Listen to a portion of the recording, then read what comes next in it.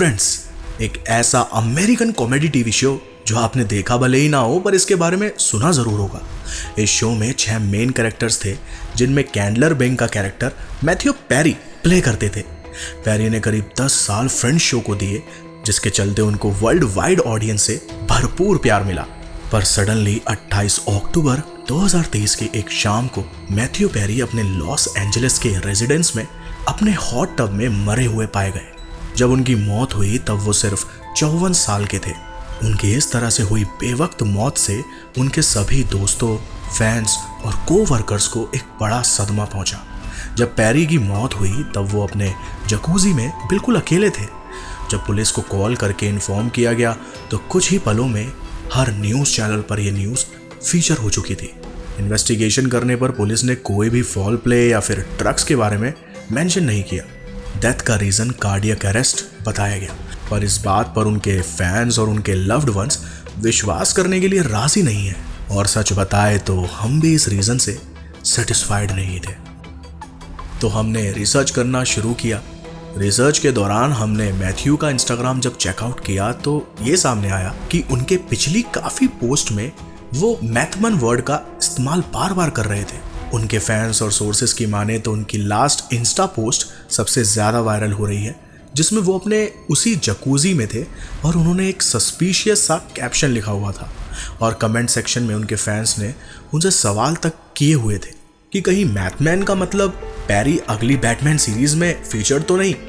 Death के एक दिन पहले की एक्टिविटी को लेकर जब हमने रिसर्च की तो ये सामने आया कि पेरी अपनी डेथ के कुछ घंटों पहले ही पिकल बॉल खेल रहे थे और इस सब के दौरान उन्हें एक अनजान औरत के साथ भी स्पॉट किया गया था। पेरीज डेथ, अ प्लान और अ प्रेडिक्शन। वैसे आप सोच रहे होंगे कि ये सब कुछ बस नॉर्मल सी चीज़ें हैं, पर इन सब के अलावा जो काफ़ी डिस्टर्बिंग हमें मिला वो ये था कि अभी के लिए मैथ्यू पेरी के केस को पुलिस ने अंडर इन्वेस्टिगेशन डाल दिया है और उसे एक एक्सीडेंटल मौत बता दिया गया है। पर इन एविडेंस के बेस पर हम ये कह सकते हैं कि पेरी कहीं ना कहीं अपनी डेथ खुद से या तो प्लान कर रहे थे या फिर एक्चुअली में प्रेडिक्ट कर चुके थे। ऐसा इसलिए है क्योंकि हाल ही में पेरी ने अपना खुद का एक मेमोरियल रिलीज़ किया जिसमें कुछ ऐसी बातें लिखी थी जो कि इस तरफ इशारा करती थी कि उन्हें बहुत सी चीज़ों का एडिक्शन तो था ही, पर साथ ही में उन्हें रिग्रेट भी था। अपने अल्कोहल के एडिक्शन को लेकर मैथ्यू पब्लिकली भी एक्टिव थे। उनके मेमोर का नाम भी कुछ इस तरह था, hi my name is Matthew, although you may know me by another name, my friends call me Matty and I should be that. I mean ये टाइटल ही अपने आप में बहुत कुछ बयान करता है। Evidence destroyed. एक शॉकिंग टर्न पर नए सबूत ये सजेस्ट करते हैं कि एक लैपटॉप जो लेट मैथ्यू पेरी का माना जा रहा है उसमें से कई फाइल्स मिसिंग है। इन्वेस्टिगेशन के करीबी सोर्सेस कह रहे हैं कि 334 फाइल्स डिलीट हो गई हैं या अनट्रेसेबल है।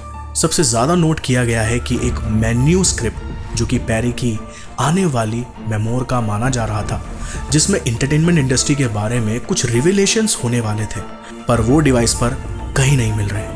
लैपटॉप ने स्पेकुलेशंस और थ्योरीज का तूफान खड़ा कर दिया है। कुछ लोग ये मानते हैं कि मिसिंग्स मेमोर में कुछ ऐसी जानकारी हो सकती थी जो इंटरनेशनली रिमूव की गई हो, जबकि कुछ लोग इसे एक्सीडेंटल डेटा लॉस या पब्लिसिटी स्टंट मान रहे हैं। फाइल्स की एब्सेंस ने पेरी को आखिरी दिनों और उनके मेमोर के धमाकेदार कंटेंट को और भी मिस्टीरियस बना दिया है। वेल, ये थी कुछ अननोन बातें मैथ्यू पेरी के बारे में। आपको सुनकर कैसे लगा और क्या आपको लगता है कि ये सिर्फ एक एक्सीडेंट था या फिर वाकई में उन्होंने कुछ प्रिडिक्ट करने की कोशिश करी? वेल, ये वीडियो थी यहीं तक। आई होप आपको ये वीडियो अच्छी लगी। वीडियो अच्छी लगी है तो चैनल को सब्सक्राइब कर दे, वीडियो को लाइक कर दे। मैं मिलता हूँ एक और ऐसी दूसरी वीडियो में, तब तक के लिए गुड बाय।